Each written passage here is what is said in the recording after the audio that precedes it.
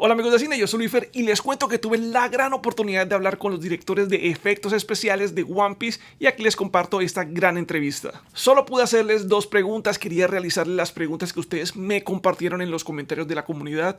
Quería hacerlo de verdad, pero pues se van a dar cuenta que los dos directores de efectos especiales se tomaron todo el tiempo para responder solo dos preguntas. No siendo más, aquí les dejo esa entrevista que me parece que quedó bien bacana. Nice to meet you, Victor and Scott. It's a pleasure to be here talking with you about One Piece, one of the most important animes and manga in the world.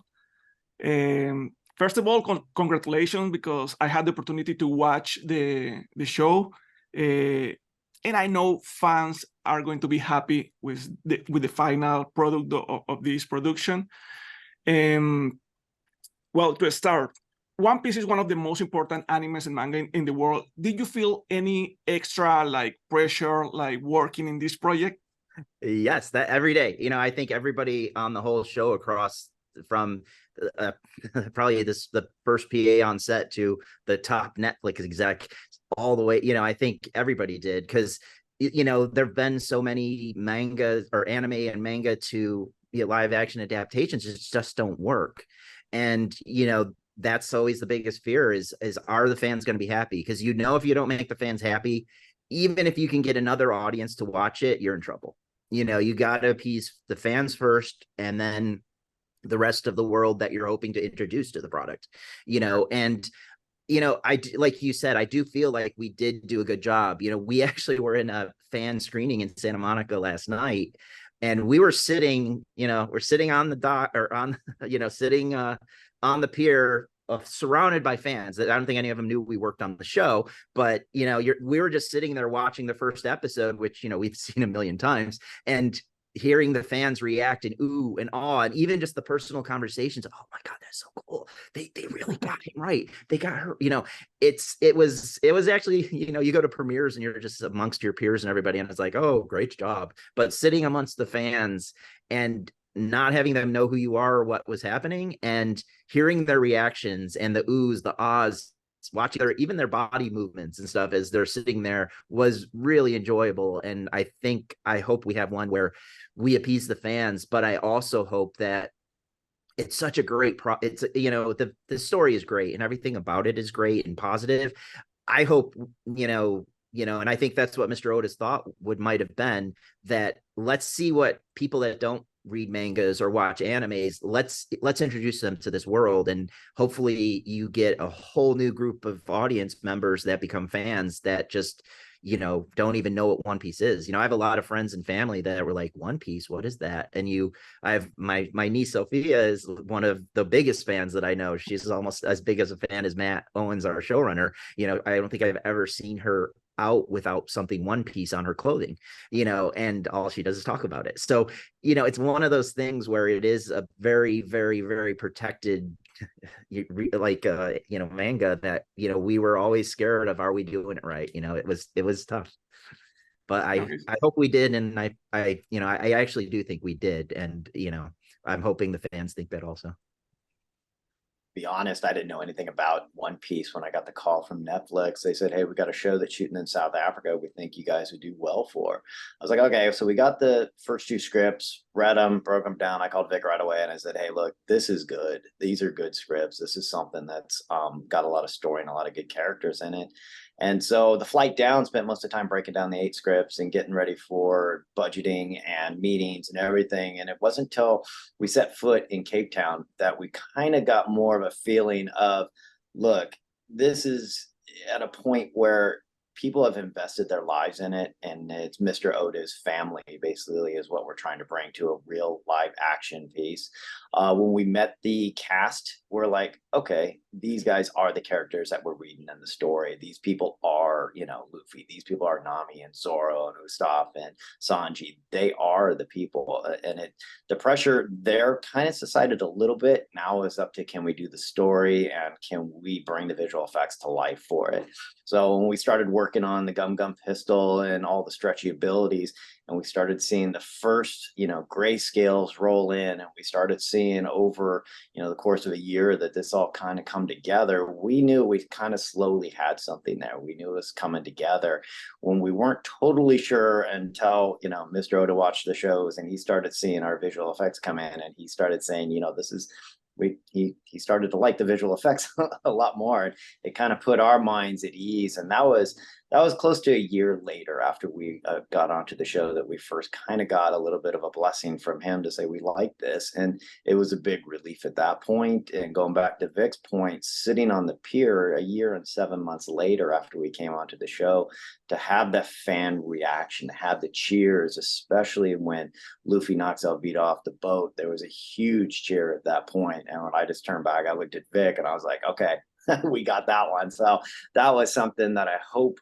just continues when it releases in a couple days, and we have something that really kind of goes for a while. If the fans watch enough and there's enough people tuning in, let's hope for a season 2. That's all we can hope for. Yeah, I know for sure.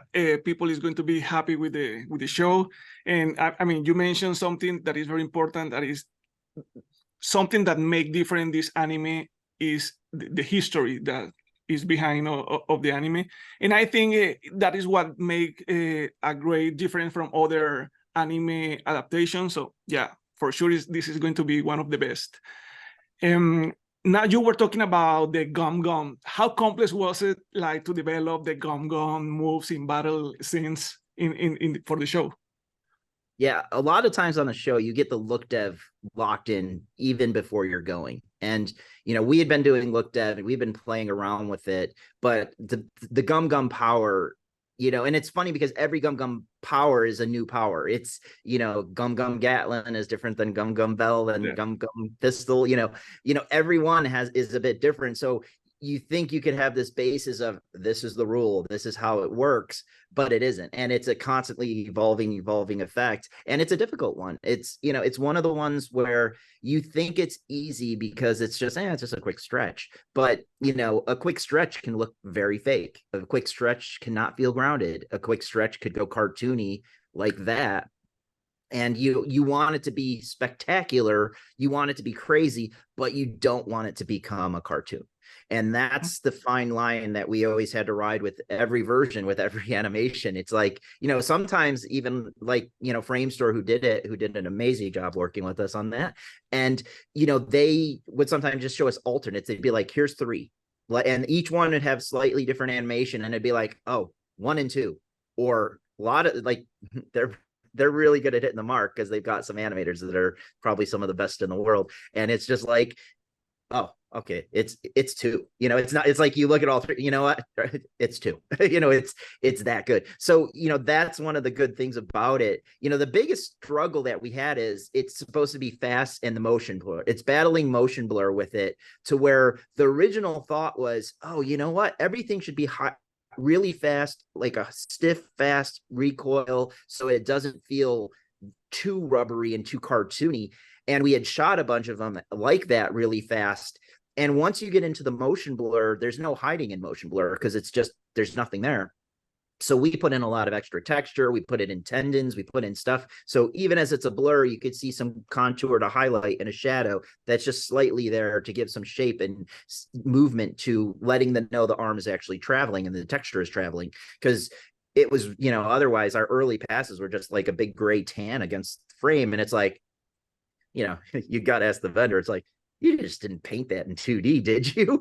And they're like, no, we've got the 3D asset. That's 3D. That's the camera. That's the motion blur. That's everything realistic. And it's like, I thought that was the case, but yeah, it looks like maybe we should have just painted a 2D line, going like a big gray line, pick one corner to the other corner and go right across tan, and we're done. No, so we had to play a lot with getting life into it. And, and the Framestore guys, almost the amount of times that we had heard from all our vendors that we're just getting like artists coming up to us saying, can I do at least one shot on your show? I want to work on it. I want to work on One Piece. I want to work on One Piece, because there's such a big fan base of the manga and anime within every visual effects company that we're working with.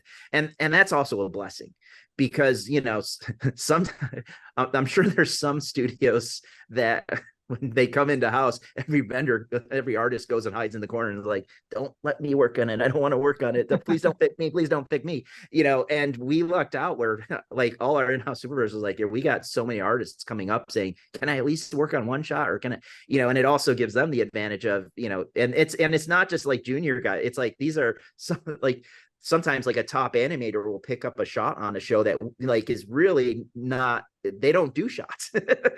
Like they're like a lead that doesn't actually do the work anymore, but shapes everyone else underneath. And occasionally you get one of those guys that's like, no, I'm doing this shot. I want to do this shot. And you couldn't have a better scenario. And I think with the love and the positivity of the message of the dream, all these animators, it's their dream to work on this show. So you're getting that Luffy-ness of every artist that's working on this show, giving their Luffy, giving their 100% because it's their dream, and it shows. Yeah, the one thing we got blessed with was just having great actors playing these characters, not just because they were outstanding at their performances, but physically strong and physically able to do all the fights, because so many of our stretchy powers come with them being able to fight, them being able to move, them being able to do the actions we need. Because once that's put into place, once we get that, once the stunt team has them doing everything they need, us putting the effect in there is basically just as easy as can possibly be, because once we get it in there, everything leads up to it. Everything leads up to the payoff of the kick or the punch or whatever. If you start looking at the fight scene at the Marine base, it ends with Luffy kicking Axe Hand right in the face, and everything comes right down to that moment. But the entire time, it's the fighting that they're doing, the jumping that they're doing. Zoro and his sword play is outstanding in that. He fights everything right to the point where Zoro's got the sword right up against his neck, and Luffy just comes with a kick and just smacks him right in the face. Without all that, the visual effects couldn't carry that scene. So you got to give credit to everybody around it, from the stunt team to the camera team to everybody in that to make that work. And it's a huge kind of, hey, thank you to everybody that was on the crew that really brought it together. No, and even Zoro's swordsman mastership, like on a lot of these shows as visual effects guys, I can't tell you, like when there's sword fights, you're painting the hand, moving it around, readjusting the perspective of the sword. We didn't do that on one shot with Zoro. He like when he puts his sword somewhere, it's there. And that alone is a blessing, because it's like sometimes you get into these weird positions where it's like, oh, this hand is like doing this, and it's like not even angled right. And he knew what he was doing. And it's the same thing with Inaki and his rubber abilities. He puts so much into everything he does that like if you get an actor that can't do the performance, it's like, okay, we'll keep the head, CG body, CG everything else. And, on all, we had to do digi doubles for inflating Luffy. We had to do digi doubles for Luffy occasionally, but every time we did a digi double with Luffy, it's because his body couldn't do that. So when a lot of the stretch punches and kicks and all that, that's him.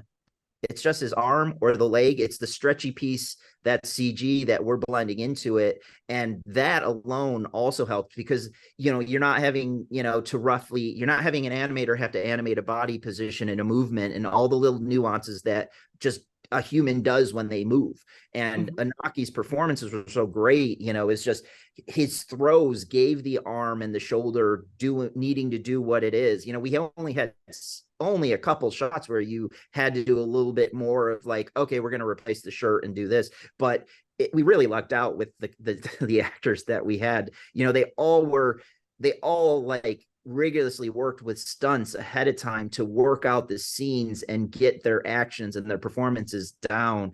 And, I think that's why you watch these fight sequences and they're just really good. Well, I think we don't have more time, but thank you so much for sharing your experience with this amazing project. I know people is going to be happy with this, and thank you so much. You're welcome. Thank you. Nice meeting you. Bye. Have a good day. You too.